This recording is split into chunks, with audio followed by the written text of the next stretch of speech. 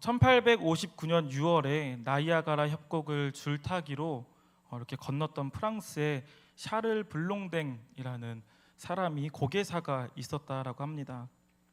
근데 이제 지금 제가 나눠드릴 이야기는 실제 있었던 일이었는지는 확인할 수 없다고 합니다. 왜냐하면 하도 다양한 버전의 이야기가 전해지다 보니까 무엇이 진짜인지 혹은 이게 정말 있었던 일인가 하는 이제 그런 이야기입니다.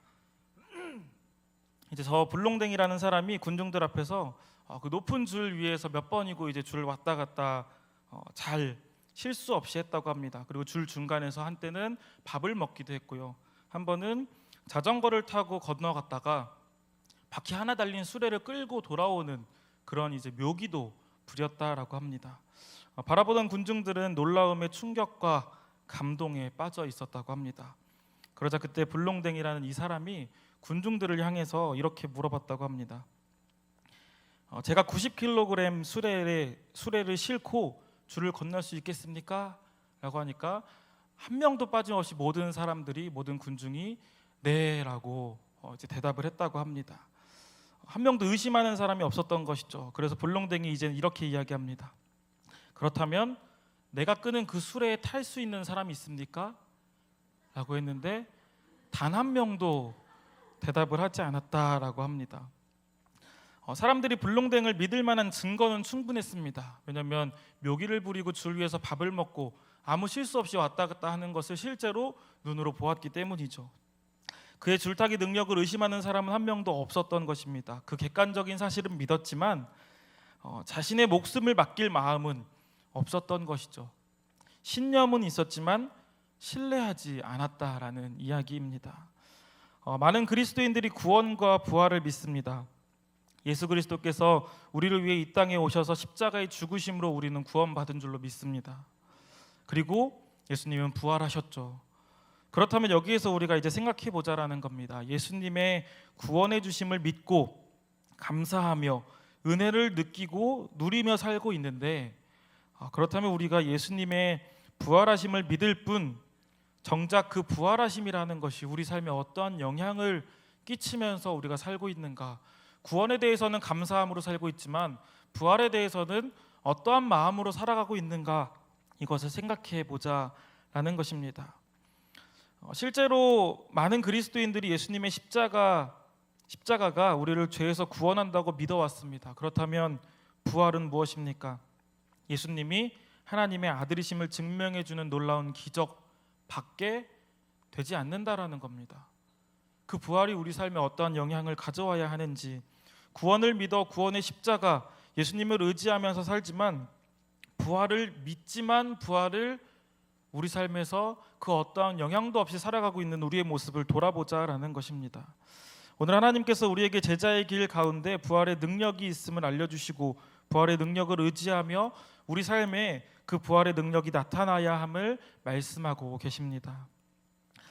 먼저 오늘 우리에게 예수님께서 말씀하시는 부활에 대해서 조금 한번 알아가 보고자 합니다. 부활에 대한 포괄적인 개념 그리고 개략적인 이해는 우리 모두에게 있기 때문에 조금 다른 측면에서 부활을 한번 바라보려고 합니다. 많은 역사적인 인물들은 부활에 대해서 믿지 않았습니다. 그리고 사실 적지 않은 그리스도인들도 부활에 대해서 믿지 않는 사람들이 있다라는 것이죠. 하지만 우리에게 부활을 믿을 수밖에 없는 그리고 부활을 인정할 수밖에 없는 명백한 증거가 있습니다. 첫 번째 증거는 무덤이 비어 있었다라는 것이죠. 요한복음 20장 6절에서 7절 말씀을 제가 읽어드리겠습니다.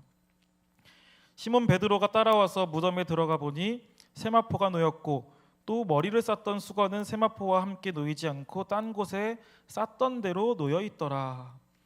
우리가 가진 개역개정 성경 전의 개역 한글에서는 그 세마포가 개켜 있더라라고 번역을 했다라고 합니다. 하지만 이제 원어를 살펴보면 개어져 있다라는 것이 아니라 실제로 그냥 그 예수님을 쌌던 세마포 그 모습 그대로 있더라라고 번역을 하는 것이 조금 더 옳다고 합니다. 그렇다면 예수님께서 증발한 것이라고 바라볼 수도 있는데요. 다른 사람들은 어떤 사람들은 예수님의 시신을 누군가가 훔쳐갔다라고 주장합니다. 그러나 그 원어의 뜻을 살펴보면 그것은 성립될 수가 없습니다.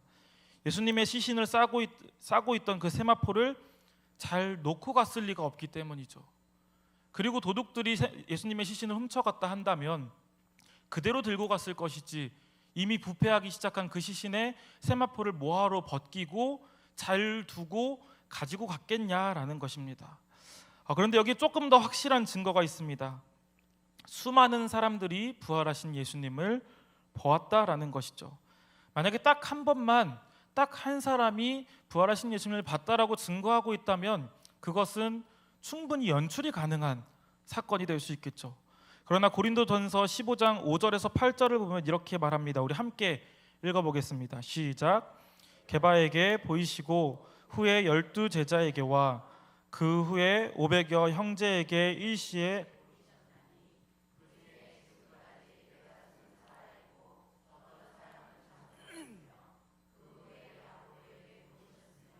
그 후에 모든 사도에게와 맨 나중에 만삭되지 못하여 난자 같은 내게도 보이셨느니라. 아멘. 12 제자 그리고 모든 사도 심지어는 500여 명의 형제들에게 예수님께서 부활하신 예수님께서 나타나셨다라는 것입니다. 이뿐 아니라 복음서에만 해도 수많은 부활하신 예수님을 봤다라는 증거들이 나열되어 있는데요. 유대에서 갈릴리에서 성읍에서 시골에서 아침에 저녁에 예고하신 대로 예고 없이 가까이에서 멀리에서 산 위에서 호숫가에서 남자들에게 여자들에게 개인에게 그리고 우리가 방금 말씀 읽은 것처럼 500여 명이 넘는 형제들에게 그리고 앉으셔서 때로는 서서 걸으시면서 음식을 드시면서 또한 말씀하시면서 많은 사람들에게 나타났다라는 증거가 있는 것이죠. 그뿐 아니라 복음서에 따르면 부활하신 예수님을 제일 먼저 그 빈 무덤을 제일 먼저 발견한 사람이 누구입니까? 여자들입니다. 이 당시 사회상을 반영했을 때 여자들은 아무런 효력이 없는 말 한마디로 한다 해도 아무도 믿어주지 않았던 그러한 상황 속에서 복음서의 저자가 무엇하러 첫 번째 본 증인이 여자라고 기록을 했겠습니까? 아무런 의미가 없는데 여자가 처음 봤다라고 기록한 것은 그냥 명백한 사실이기 때문에 이 말을 통해서 누구에게 신뢰감을 줄 필요가 없을 정도의 명백한 사실이기 때문에 그렇게 기록을 했다라는 것이죠. 예수님께서는 명백히 부활하셨습니다. 아멘. 본문 살펴보면요, 본문에서는 이렇게 이야기합니다. 예수께서 이르시되 나는 부활이요 생명이니 나를 믿는 자는 죽어도 살겠고 무릇 살아서 나를 믿는 자는 영원히 죽지 아니하리니 이것을 내가 믿느냐. 오늘 본문을 보면 예수님께서는 자기 자신을 소개할 때 두 가지로 소개하십니다. 나는 부활이고 생명이다. 말씀을 다시 한번 보면요, 내가 부활과 생명에 대한 진리를 말해줄게가 아니라 내가 부활이고 내가 생명이야 라고 예수님께서 말씀하고 계신 것입니다. 또한 예수님의 그 말씀이, 자신을 소개하는 말씀이 나는 부활이야에서 그치지 않고 나는 생명이야까지 한 가지 단어를 더 사용하신 이유는 부활 이후에 우리에게 영원한 생명이 주어지기 때문입니다. 우리에게 그 생명을 주시기 위해서 예수님께서는 부활하신 것입니다. 그렇기 때문에 이 사실을 믿는, 예수님께서 부활이시고 생명이시라는 이 사실을 믿는 우리에게는 영원한 하나님의 나라가 시작되는 줄로 믿습니다. 사실 예수님의 부활은 우리에게 있어서 하나님의 나라가 시작되는 것을 알리는 것입니다. 다시 말하면 생명이시고 부활이신 예수님께서 부활하신 이 사건을 통해서 이미 우리 삶에는 하나님의 나라가 시작되었다라는 것이죠. 하나님의 본래 의도대로, 하나님께서 원래 의도하셨던 그 상태로 회복되기 시작하는 겁니다. 예수님의 부활은 만물을 회복시키시고 치유하기 위함이다, 이 말입니다. 에베소서 2장 4절부터 6절 말씀 우리 함께 읽어보도록 하겠습니다. 함께 읽습니다. 긍휼이 풍성하신 하나님이 우리를 사랑하신 그 큰 사랑을 인하여 허물로 죽은 우리를 그리스도와 함께 살리셨고 너희는 은혜로 구원을 받은 것이라. 또 함께 일으키사 그리스도 예수 안에서 함께 하늘에 앉히시니. 아멘. 하나님이 우리를 함께 예수님과 함께 일으키사 그리스도 예수 안에서 함께 하늘에 앉히셨다. 무슨 말입니까? 이미 우리는 함께 부활했다라고 분명히 말씀하고 있습니다. 예수 그리스도를 우리의 부활하신 구주와 주님으로 믿는 순간 우리는 이미 부활한 줄로 믿습니다. 과거 하나님께 대하여 죽어있던 우리가 이제는 부활하신 예수님을 선물로 우리에게 주신 그 성령님으로 말미암아 그 어디나 하늘나라가 된다라는 것이죠.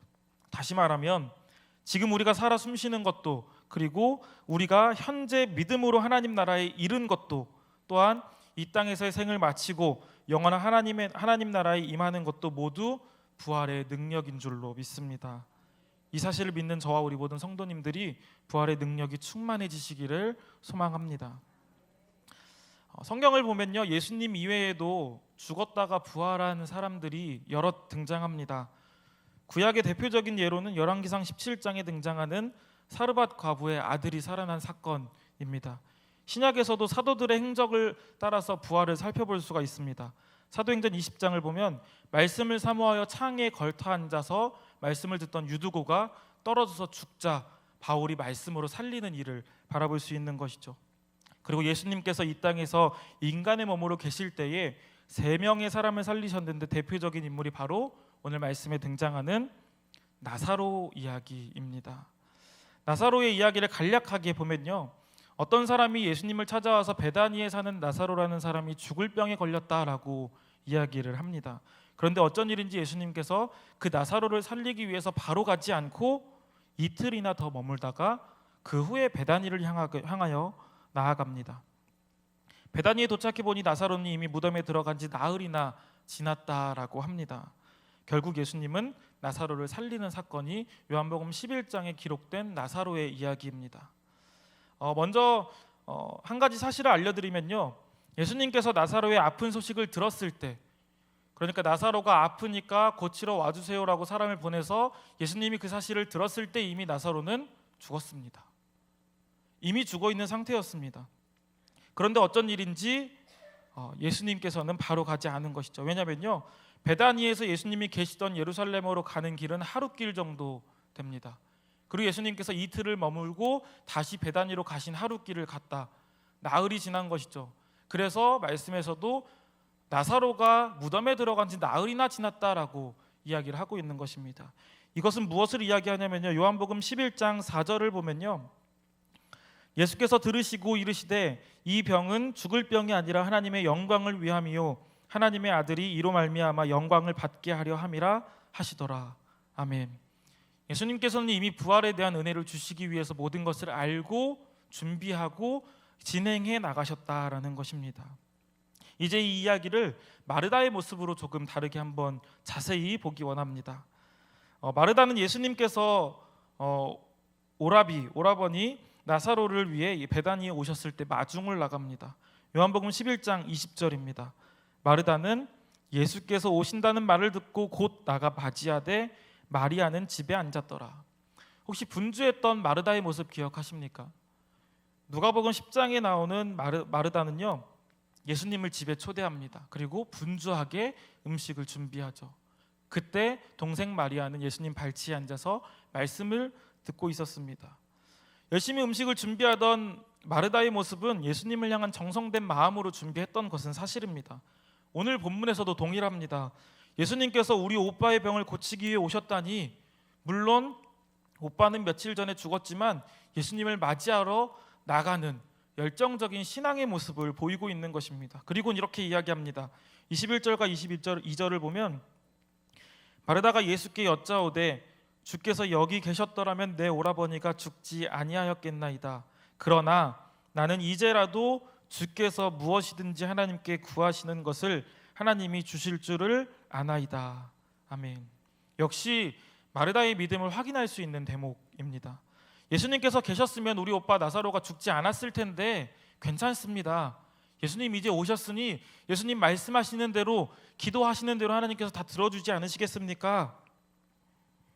그래서 예수님은 부활을 선언하십니다.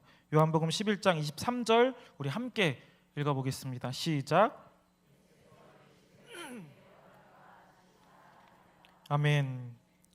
이에 대한 아주 모범적인 마르다의 대답 역시 바로 보겠습니다. 24절 제가 읽겠습니다. 마르다가 이르되 마지막 날 부활 때에는 다시 살아날 줄을 내가 아나이다.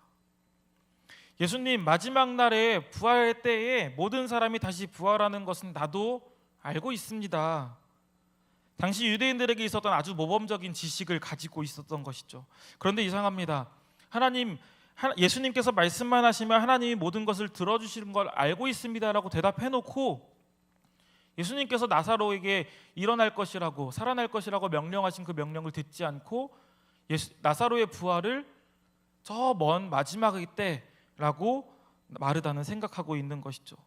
마르다는요 여전히 자신의 틀 안에 갇혀 있는 모습을 보이는 것입니다. 다시 말하면 언뜻 보면 누가복음 10장에서의 이야기와 같이 위대한 신앙을 갖고 있는 듯하나 사실 온전한 믿음을 보여주지 못하고 있는 마르다의 모습인 것입니다. 이후 예수님께서는 오늘 본문과 같이 스스로가 부활이고 생명이다라고 소개하시지만 마르다는 여전히 알아듣지 못합니다. 그 모습을 요한복음 11장 39절에서도 여실히 나타내고 있습니다. 우리 함께 요한복음 11장 39절 말씀 읽어보겠습니다. 시작. 예수께서 이르시되 돌을 옮겨 놓으라 하시니 그 죽은 자의 누이 마르다가 이르되 주여 죽은 지가 나흘이나 되었음에. 아멘. 나사로를 살리기 위해 무덤 앞에까지 다가간 예수님께서 믿음이 있어 보였던 예수님께 믿음이 있어 보였던 마르다가 외칩니다. 예수님 안 됩니다. 벌써 죽은 지 4일이나 지났기 때문에 시체 썩은 냄새가 날 거예요. 그 무덤 문을 열어서는 안 됩니다라고 이야기를 하는 겁니다.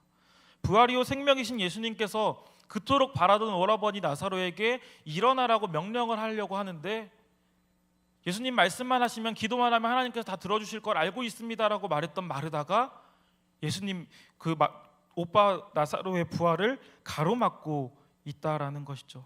그러자 예수님께서 다시 한번 진리를 선포하십니다. 40절 말씀 제가 읽어드리겠습니다.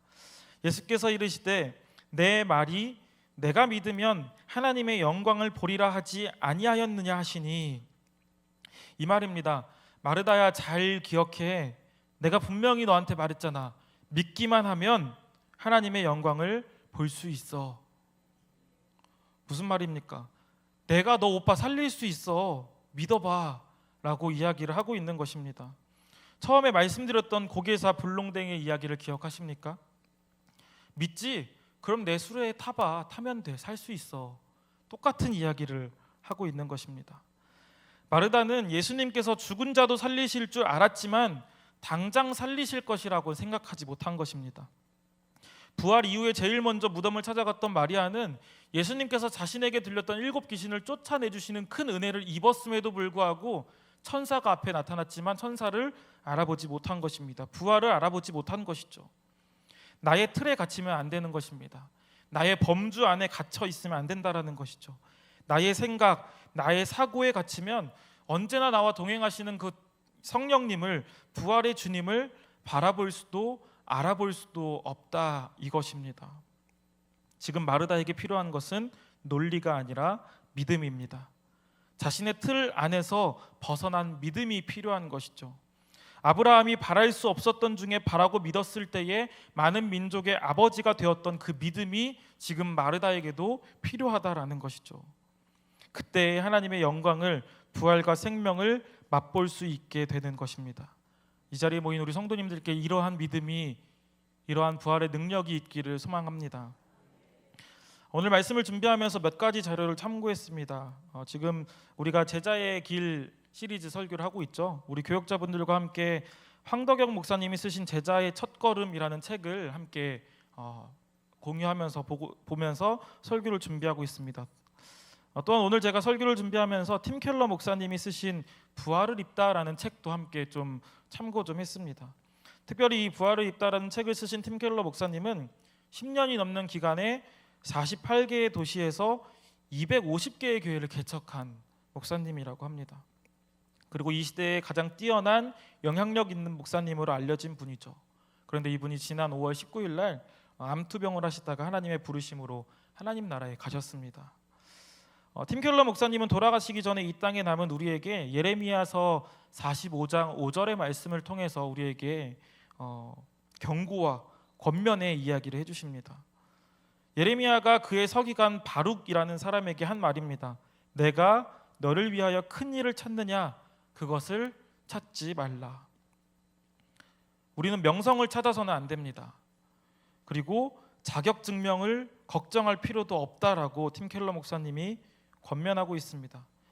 한 일에 비해서 명성이 높아지지 않으면 우리는 겁을 먹게 됩니다.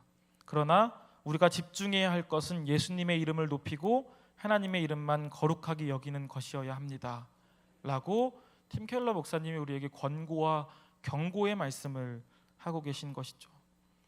이것이 하나님의 영광을 보는 것 아니겠습니까?